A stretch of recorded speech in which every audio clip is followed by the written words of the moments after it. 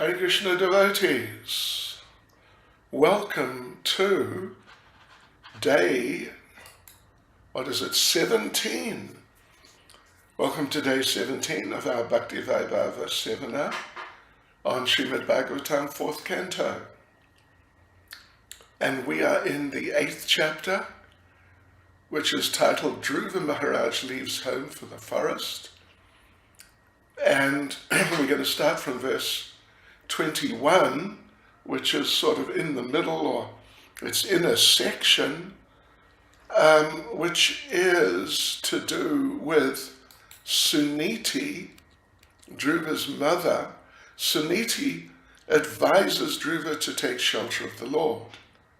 It's the third section, and it's from verse 14 to verse 23. And we are starting with verse 21. So there you go, devotees. First of all, let us say our prayers.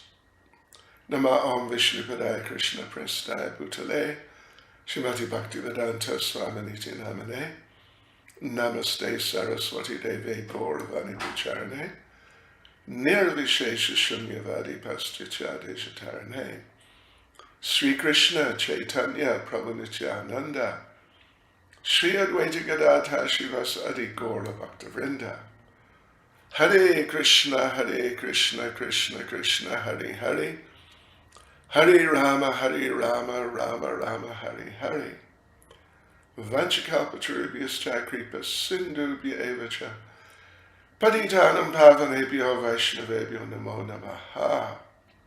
Srila Prabhupada ki jai. Right, okay.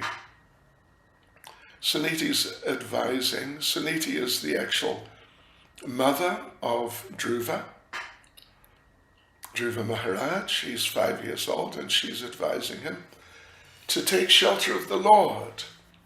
So here we go with verse 21.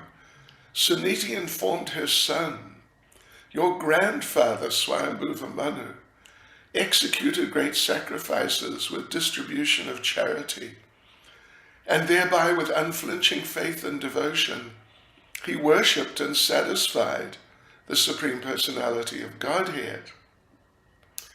By acting in that way, he achieved the greatest success in material happiness, and afterwards achieved liberation, which is impossible to obtain by worshipping the demigods."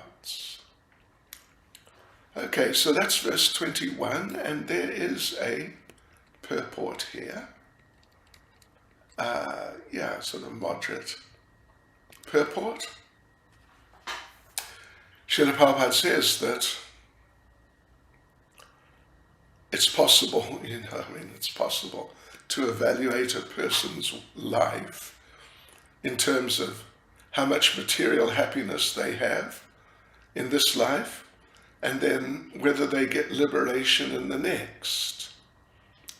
This sort of success can only really be achieved by the grace of the Lord. So then Srila Prabhupada points out a word or two words which are important from the verse. Eka matya means concentrating one's mind on the Lord without deviation. And this it means undeviating Krishna consciousness, undeviating worship of the Lord, which in Bhagavad Gita is called Ananya Bhak. Yes, so Prabhupada also says that which is impossible to obtain from any other source is also mentioned here. The other source means from demigods. Of course, demigods are on the material level, so there's no question of achieving liberation from the demigods at all. And Prabhupada makes the point that the mention of Swayambhuva Manu, his success, is great sacrifices, distributing charity, and then becoming great devotee, achieving liberation. Prabhupada says it's especially stressed here that the opulence of Manu was due to his undeviating faithfulness in devotional service to the Lord. And undeviating faithfulness, having faith, undeviating faith in the Lord and service to him. Whereas someone who diverts their mind from the Lord to worship demigods for material happiness is considered bereft of intelligence. So Srila Prabhupada concludes the purport by saying, if anyone wants even material happiness, he can worship the Supreme Lord without deviation. And persons who are desirous of liberation can also worship the Supreme Lord and achieve their goal of life. Okay, so verse 22, Suniti, of course, is continuing. My dear boy, you also should take shelter of the Supreme Personality of Godhead, who's very kind to his devotees. Persons seeking liberation from the cycle of birth and death always take shelter of the lotus feet of the Lord in devotional service, becoming purified by executing your allotted occupation. Just situate the Supreme Personality of Godhead in your heart, and without deviating for a moment, engage always in his service. Prabhupada points out that this system of bhakti yoga Suniti is describing to Dhruva is actually the standard way of God realization, meaning continue in your occupational duties and keep focused on the Lord. Keep the Lord within the heart.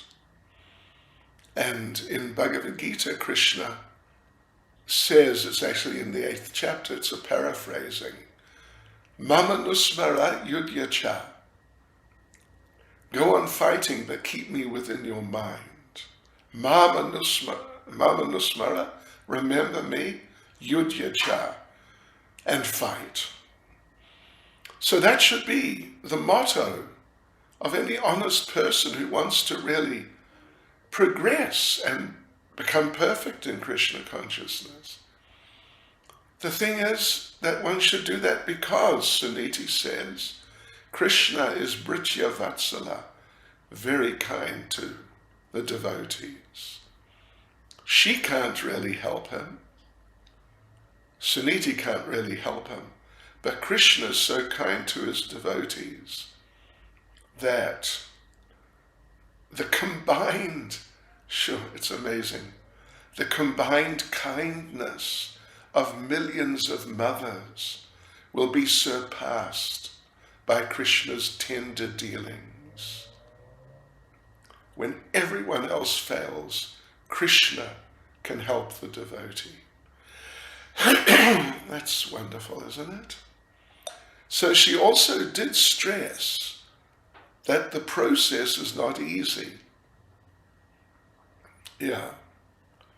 Not easy to approach the Lord. He's sought after by great sages. So, and of course, she tells Dhruva, of course, you're just a small boy, and you can't do any, more demanding process,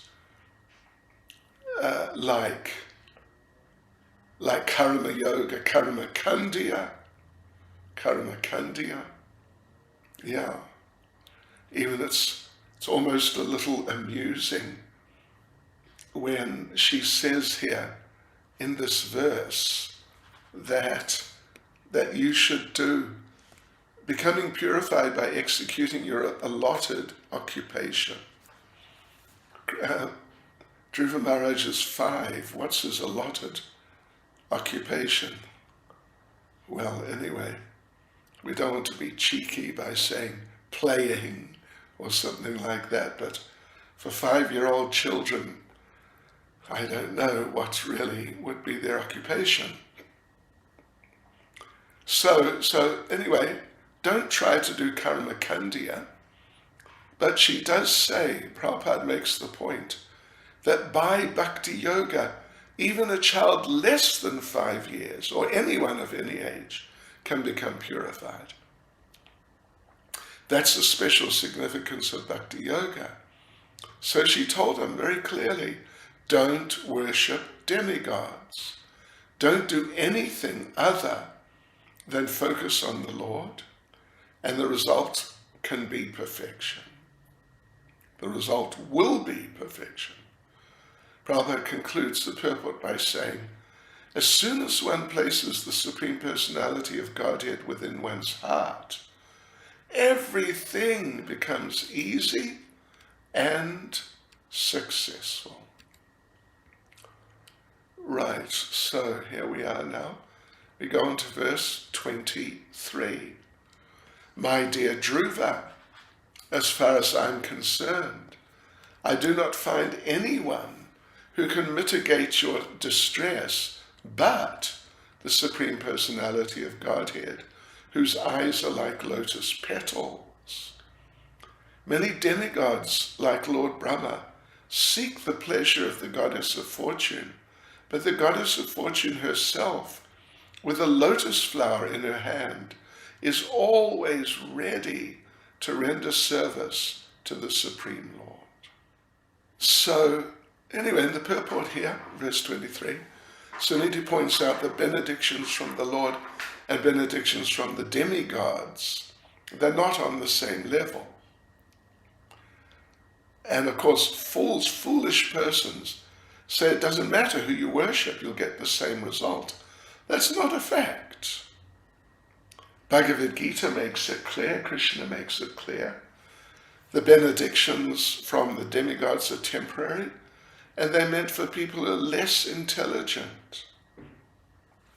So, in other words, because the demigods are materially conditioned souls, even though, they're great in their material ways, but their benedictions are not and cannot be permanent. Only spiritual benedictions can be permanent. And that means from the Lord and from the Lord's devotees. They're permanent because the soul is eternal. So yes, in Bhagavad Gita, Lord Krishna makes the point that only people who have lost their intelligence worship the demigods. So don't seek mercy of the demigods. Directly approach the Lord for relief of your misery. Because poor Dhruva, he is really very distressed, very disturbed. So, okay, this is quite a major purport. It looks like 4 paragraphs. Second paragraph, Prabhupada makes the point that not only like liberation, spiritual benedictions, but material opulence is also controlled by the Lord through his potencies and particularly through the Goddess of Fortune. And therefore those who want material opulence, they seek the mercy of the Goddess of Fortune. Even highly placed demigods, even sometimes Lord Brahma, worships the Goddess of Fortune. But the Goddess of Fortune wants mercy from Krishna. Yes, Mahalakshmi herself is always seeking the pleasure of the Supreme Personality of Godhead. And anyone who worships the Lord, the Supreme Lord, automatically gets the mercy of the Goddess of Fortune. So right at this particular point in time, Dhruva he has not had like a real spiritual awakening. That'll come later. Right now, he is determined to get material opulence, material power. So therefore, Suniti has rightly advised him to approach the Lord, not the demigods. Then we go on to the third paragraph, in which Prabhupada says that although pure devotees don't ask for material benedictions from the Lord for anything material, but still it's stated in Bhagavad Gita that pious people go to the Lord even for material benedictions. But the thing is that such a person who's materially attached, materially attracted, wants material gain, that person gradually becomes purified and free from material desires, and really seriously takes up spiritual life. And therefore, unless one is raised, unless you come to the spiritual platform, it's not possible to completely transcend all material contamination. And there's a fourth paragraph. This is really quite something. It's a big purport. Prabhupada says Suniti was a far-seeing woman. And I'm just recalling what we looked at earlier. That was, she was saying, don't be envious. Don't be envious. So, that's very good advice, particularly for devotees. Because sometimes, as devotees, we get into unfortunate situations where we may be abused or something like that. But we must not become too deeply affected by that. Yeah.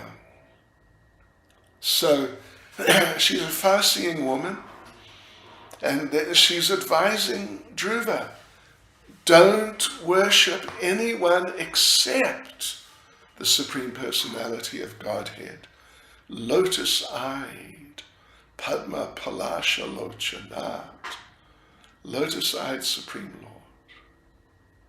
So, Prabhupada makes an interesting point.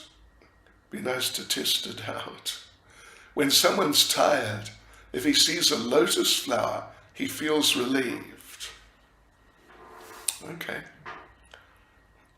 I don't know when I'll see lotus flowers next, but we'll try and put that to the test. So similarly, when a person who's distressed, a grieved person, sees the lotus feet of the Lord, immediately his grief is at least reduced or removed. So this lotus flower, Prabhupada talks about the lotus flower. It's an insignia in the hand of the Lord, of Lord Vishnu, as well as in the hand of the goddess of fortune. An insignia means like, well, a distinguishing mark. I mean, usually it would mean a distinguishing mark of a person's rank, what level a person is on. But anyway, it's an insignia. The Lord, I mean, it's a real recognizable feature in the hand of Lord Vishnu and in the hand of the goddess of fortune. So, of course, the worshippers of the goddess of fortune, the worshippers of Lord Vishnu, together, those who worship them together as a team, they are very opulent, even materially. Prabhupada concludes the purport by saying, the Lord is sometimes described as Shiva Virinchi Nutam, which is from Bhagavatam 11.533, which means that Lord Shiva and Lord Brahma also offer their respectful obeisances unto the lotus feet of the Supreme Personality of Godhead, Narayan. Okay, devotees, that's the end of that section. Now we come to section 4, from verse 24 to verse 34. So we'll just read the verses first of all. So this is Narada Muni first instructs Dhruva, verse 24 to verse 34. 24. The great sage Maitreya continued. The instruction of Dhruva Maharaja's mother Suniti was actually meant for fulfilling his desired objective. Therefore, after deliberate consideration, and with intelligence and fixed determination, Dhruva left his father's house. Verse 25, great sage Narada overheard this news, and understanding all the activities of Dhruva Maharaj, he was struck with wonder. He approached Dhruva and touched the boy's head with his all-virtuous hand, and touching the boy's head with his all-virtuous hand, he spoke as follows. We'll come back to that shortly, in a minute or two. Verse 26, how wonderful are the powerful Kshatriyas. Well, this is Narada speaking. How wonderful are the powerful Kshatriyas. They cannot tolerate even a slight infringement upon their prestige. Just imagine, this boy is only a small child, yet harsh words from his stepmother proved unbearable to him. 27. The great sage Narada told Dhruva, my dear boy, you're only a little boy whose attachment is to sports and other frivolities. Why are you so affected by words insulting your honor? 28. My dear Dhruva, if you feel that your sense of honor has been insulted, you still have no cause for dissatisfaction. This kind of dissatisfaction is another feature of the illusory energy. Every living entity is controlled by his previous actions, and therefore there are different varieties of life for enjoying or suffering. Verse 29. The process of the Supreme Personality of Godhead is very wonderful. One who's intelligent should accept that process and be satisfied with whatever comes, favorable or unfavorable, by his supreme will. Verse 30. Now you have decided to undertake the mystic process of meditation under the instruction of your mother, just to achieve the mercy of the Lord. But in my opinion, such austerities are not possible for an ordinary man. It is very difficult to satisfy the Supreme Personality of Godhead. 31.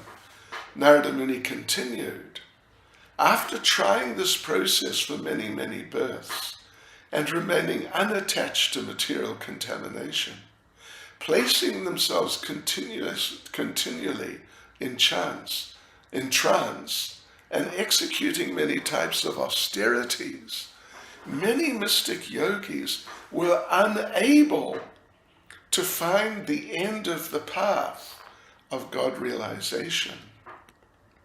Wow, that's a warning, isn't it? Verse 32. For this reason, my dear boy, you should not endeavor for this. It will not be successful. It is better that you go home. When you're grown up, by the mercy of the Lord, you will get a chance for these mystic performances. At that time, you may execute this function. 33. One should try to keep himself satisfied in this condition of life, in any condition of life. whether distress or happiness, which is offered by the Supreme Will. Any condition of life which is offered by the Supreme Will. A person who endures in this way is able to cross over the darkness of nescience very easily. Okay, verse 34. Every man should act like this. When he meets a person more qualified than himself, he should be very pleased. When he meets someone less qualified than himself, he should be compassionate toward him. And when he meets someone equal to himself, he should make friendship with him. In this way, one is never affected by the threefold miseries of this material world. Right, so we go back now to the beginning of this section, verse 24, and we'll go through with the purports. The great sage Maitreya continued, the instruction of Dhruva Maharaj's mother Suniti was actually meant for fulfilling his desired objective. Therefore, after deliberate consideration, and with intelligence and fixed determination, he left his father's house. You know, this is very interesting. Dhruva's only 5 years old, but he, according to this verse, he deliberately considered with intelligence and fixed determination. He deliberately considered what to do. Means he's a very special 5-year-old. Very special. Okay, anyway, Prabhupada explains, both the mother and the son, Suniti and Dhruva, they're lamenting the insults, the insulting words of Suruchi, and the apathy of the father, Uttanapad. He did nothing about it. It's terrible. Absolutely. But lamentation is useless. What is the point of lamenting? One has to do something to mitigate one's situation. So therefore, mother and son decided to take shelter of the Lord, because she's also distressed, the mother. So they've both decided to take shelter of the lotus feet of the Lord, because that's the solution to all material problems, to just any problems. So Prabhupada makes the point that it's indicated in this connection that Dhruva left his father's capital city, to find a secluded place to search out the Lord. Prahlad gives some interesting instruction. Prabhupada says, if you want peace of mind, free yourself from the contamination of family life. Take shelter of the Lord in the forest. Prabhupada concludes the purport by saying, to the Gaudiya Vaishnav, this forest is the forest of Vrinda, or Vrindavan. If one takes shelter of Vrindavan, under Vrindavaneshwari, Srimati Radharani, certainly all the problems of his life are solved very easily. Verse 25, the great sage Narada overheard this news, and understanding all the activities of Dhruva Maharaj, he was struck with wonder. He approached Dhruva and, touching the boy's head with his all-virtuous hand, he spoke as follows. Narada was not there. So Prabhupada says, the question can be raised, how did Narada hear about this? Yeah. And the answer, wow, what an answer. The answer is, he's Trikalagya. He understands past, present, and future. So he's like the super soul. So after understanding the strong determination of Dhruva Maharaj, Narada Muni came to help him. So it can be explained as follows. The Lord's in everyone's heart. As soon as he understands that a living entity is serious about entering devotional service, he sends a representative. In our case, he sent Prabhupada. I remember so vividly, just understanding that Prabhupada was sent. Prabhupada came to help us and to help me. Yeah. So, but in this way, in the case of Dhruva, Narada Muni was sent to him. And Chaitanya Charitamrita explains this. Guru Krishna Prasade Pai Bhakti Lata Bij, famous verse, Chaitanya Charitamrita Madhya-lila 19, 151. Krishna sends the Guru. Prabhupada concludes the purport by saying, because of Dhruva Maharaj's determination, Krishna, the Super Soul, immediately sent his representative Narada to initiate him. That's how Prabhupada puts it, to initiate Dhruva.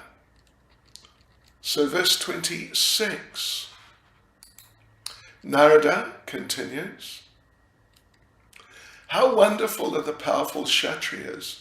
They cannot tolerate even a slight infringement upon their prestige.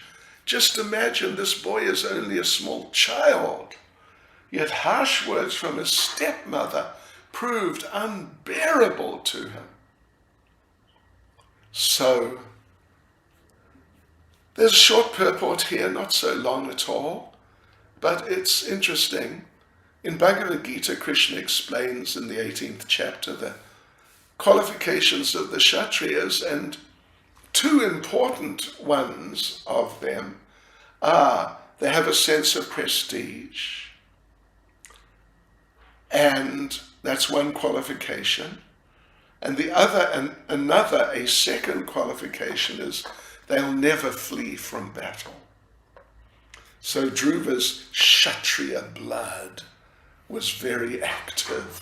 He was, really. Oh, Krishna. So Prabhupada makes the point, interesting and important point. If the Brahminical Kshatriya or Vaishya culture is maintained in a family, naturally the sons and grandsons inherit the spirit. I mean, that's an important point. Yeah, being born in such a family, as long as the culture, the old culture, is being maintained currently in the family, then it's so helpful for the sons and grandsons to just get into the family culture, be it Brahminical, Kshatriya or Vaishya culture. So therefore, according to the Vedic system, the samskar, the reformatory system, is maintained rigidly in these families. If they maintain these samskars, then the children will pick up the spirit of whatever is the tradition of the family. Prabhupada concludes the purport by saying, if one fails to observe the reformatory measures current in the family, one is immediately degraded to a lower standard of life, or even just to be a Sudra. Verse 27, the great sage Narada told Dhruva, my dear boy, you're only a little boy whose attachment is to sports and other frivolities. Why are you so affected by words insulting your honor? And Prabhupada it's a very short purport. Prabhupada makes an interesting point. Ordinarily, if a child is told he's a rascal or a fool, he may just laugh it off, doesn't take it seriously. And similarly, if he's honored, he may not take it seriously. Prabhupada concludes the purport by saying, the Kshatriya, but in the case of Dhruva Maharaj, the Kshatriya spirit was so strong that he could not tolerate a slight insult from his stepmother, which injured his Kshatriya prestige. Verse 28. My dear Dhruva, if you feel that your sense of honor has been insulted, you still have no cause for dissatisfaction. This kind of dissatisfaction is another feature of the illusory energy.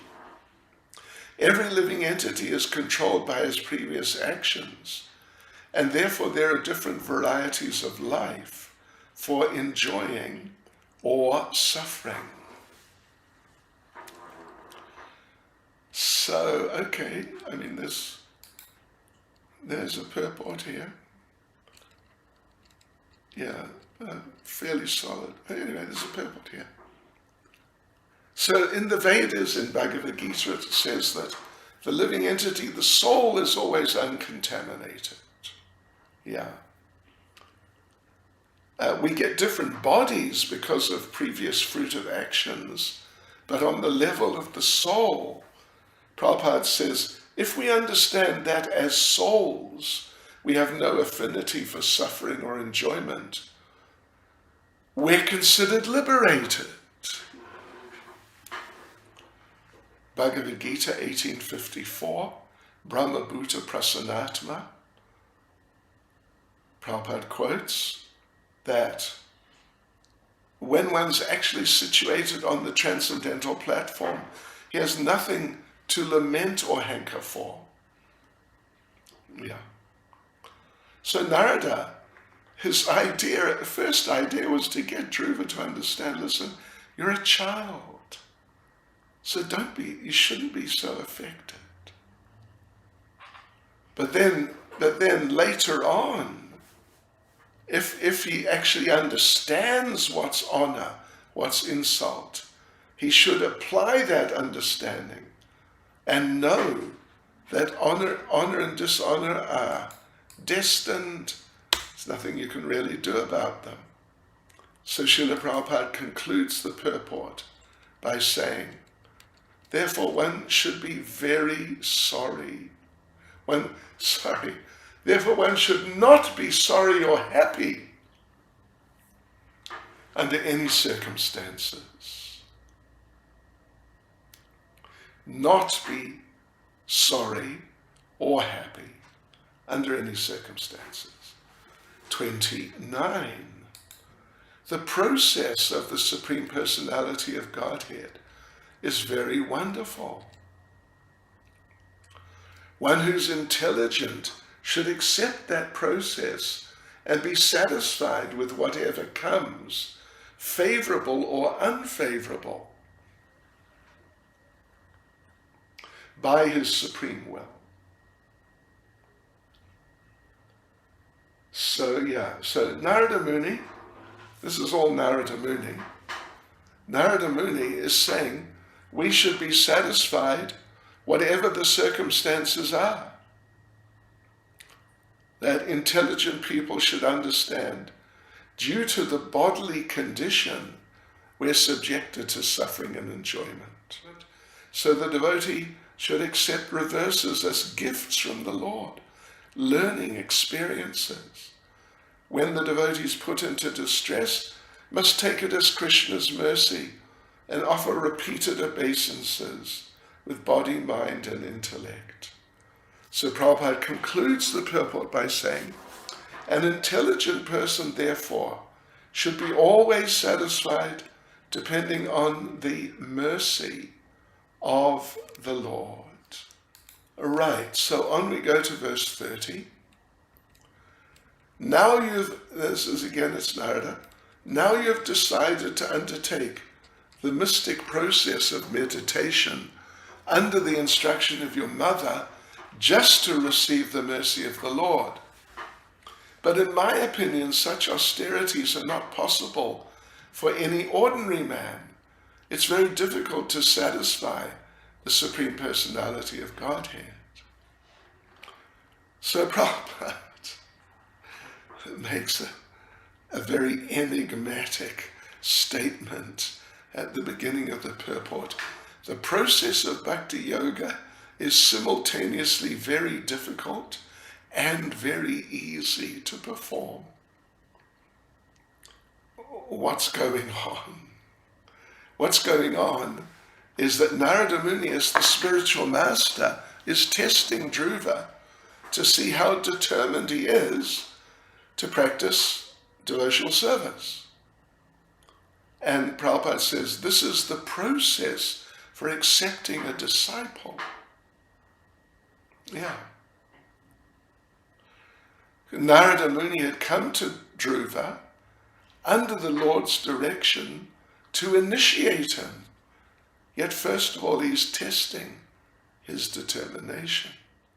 So Srila Prabhupada concludes the purport by saying, it's a fact, however, that for a sincere person, devotional service is very easy. But for one who's not determined and sincere, this process is very difficult. 31. Narada Muni continued.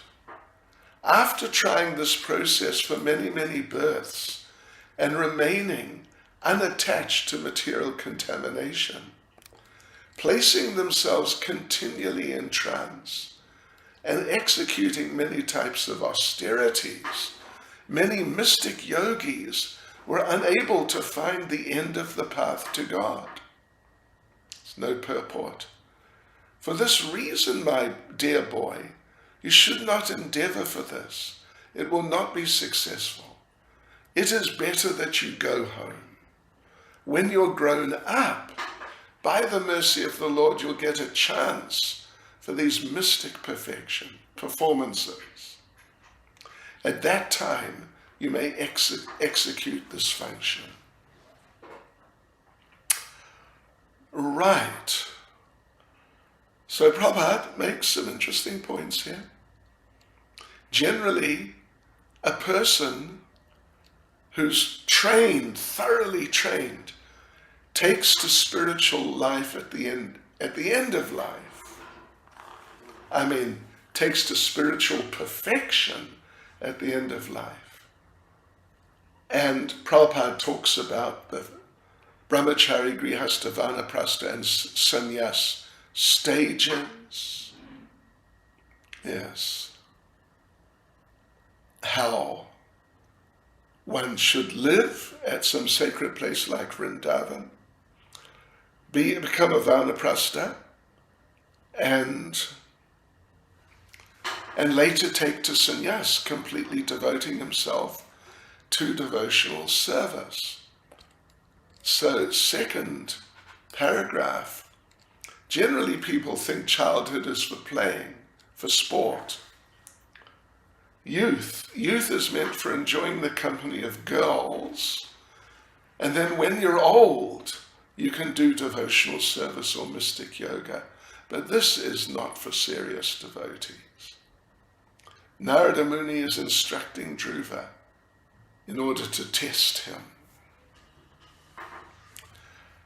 And in fact, actually the idea is, the direct order is, that at any time in life, you should begin devotional service. Yeah, it's so easy.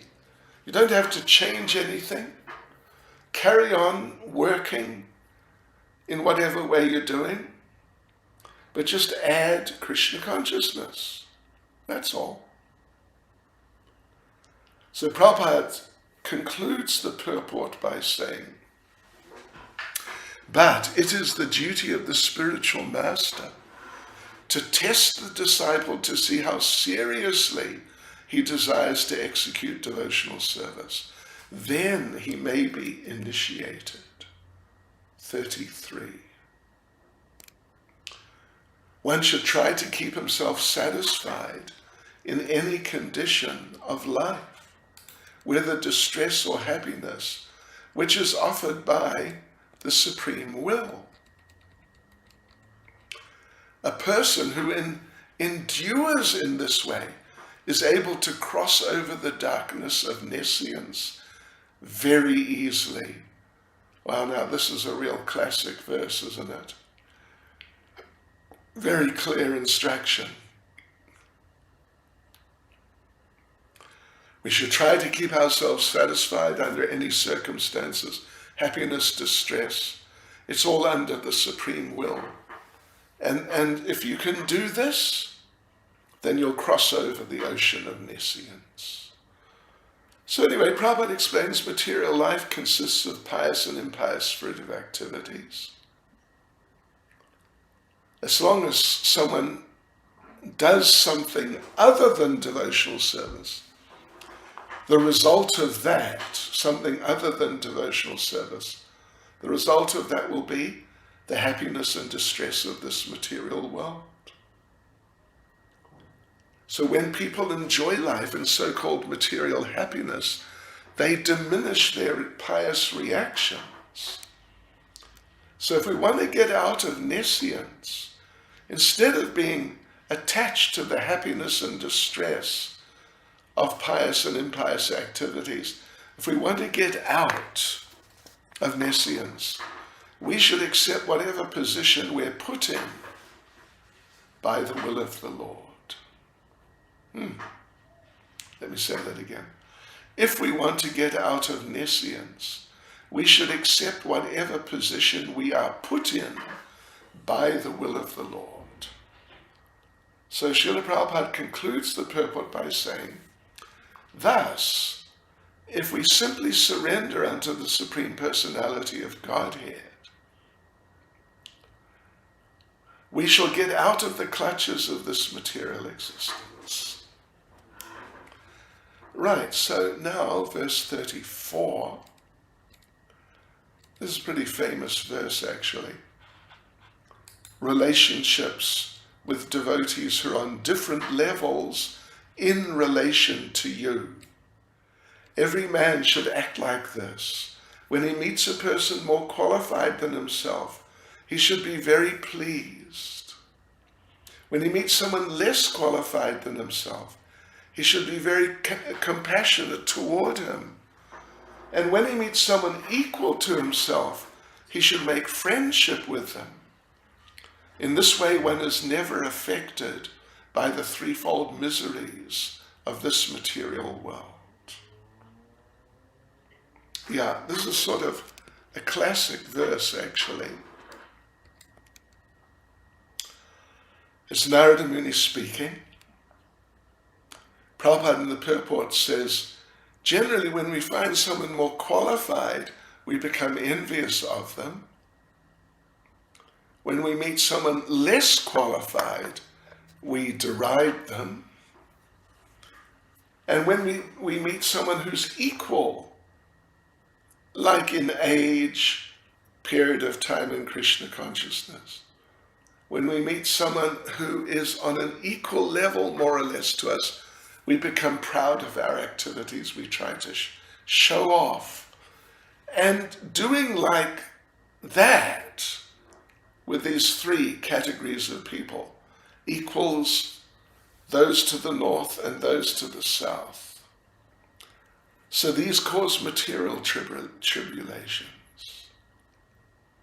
So Narada Muni advises that we act perfectly. Instead of being envious of people who are more qualified, we should be jolly to receive them. Instead of oppressing the less qualified, the juniors, we should be compassionate to them. And one should also have compassion for the people in general. This is with devotees, what the verse is talking about. But when it comes to dealing with the people in general, we should be compassionate, because they're suffering due to forgetfulness of Krishna. So Prabhupada concludes the purport by saying, these important functions will make one happy within this material world. Okay, devotees, let's move on to the next section, section 5, which is titled, Dhruva feels unable to accept Narada's first instructions.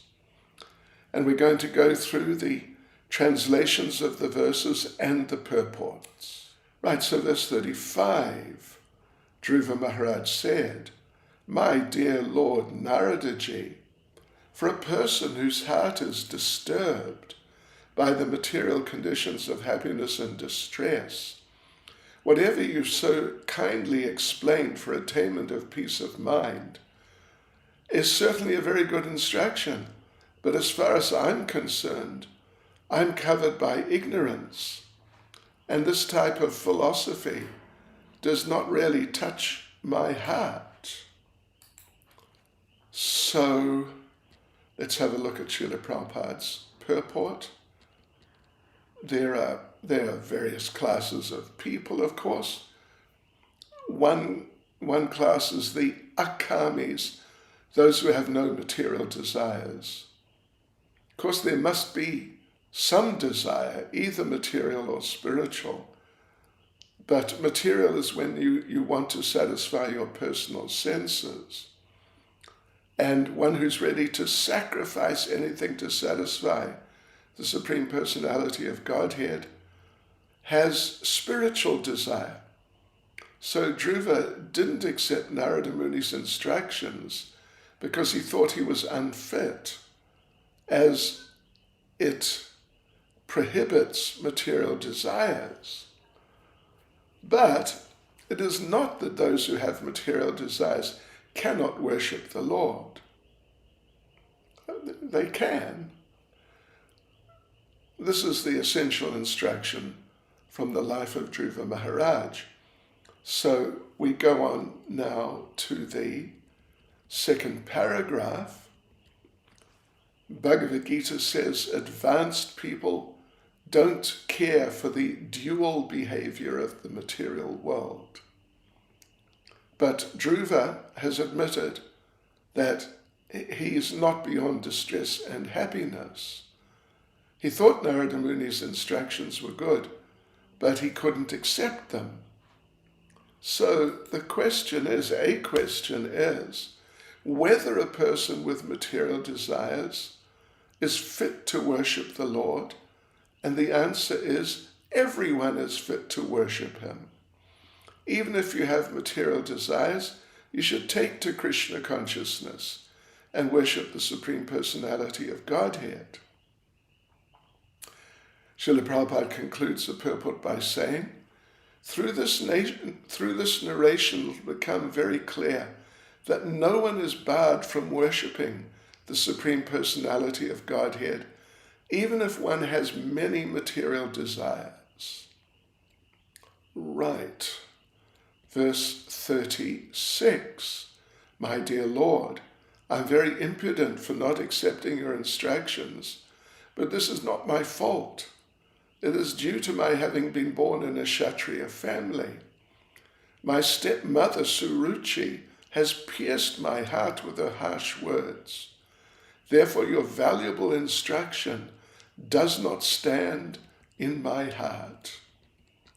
So the purport, it is said the heart or the mind is like an earthen pot. Once you've broken it, it can't really be repaired. So Dhruva gives this example to Narada Muni. His heart was broken by Suruchi. So there's nothing valuable to him except the desire to counteract her insult. So Dhruva Maharaj's determination was to become king of a planet beyond that of Lord Brahma. Second paragraph, Dhruva Maharaj indirectly told Narada Muni that there are four kinds of human spirit: Brahminical, Kshatriya, Vaishya, and Sudra. So the philosophical spirit Narada Muni talked of was good for the Brahman spirit, but not for the Kshatriya spirit. Dhruva said he was lacking humility, so he couldn't accept the philosophy of Narada. Third paragraph. Dhruva's statements indicate that unless a child is trained according to his tendencies, there's no possibility of developing his spirit. So the duty of the spiritual master or teacher is to observe the psychology of the boy and train him appropriately. Dhruva was trained in the Kshatriya spirit already, so he's not going to accept Brahminical philosophy. And Prabhupada makes the point, in America, we have experience of the incompatibility of Brahminical and Kshatriya temperaments. Americans are trained as Sudras, so they're not fit to fight in battle. So when called on to join the military, they refuse, because they've got no Kshatriya spirit. And this causes great dissatisfaction in society. So that the boys don't have Kshatriya spirit doesn't mean that they do have Brahminical qualities. They're trained as Sudras. And in frustration, they become hippies. But when they come to Krishna consciousness, they're trained to become Brahmins, even though they're Sudras. In other words, Krishna consciousness is open to everyone. Anyone can cultivate Brahminical qualifications, and that's the great need now. Now there's no Brahmins, no Kshatriyas, only Vaishyas and Sudras. And Varnashram is scientific.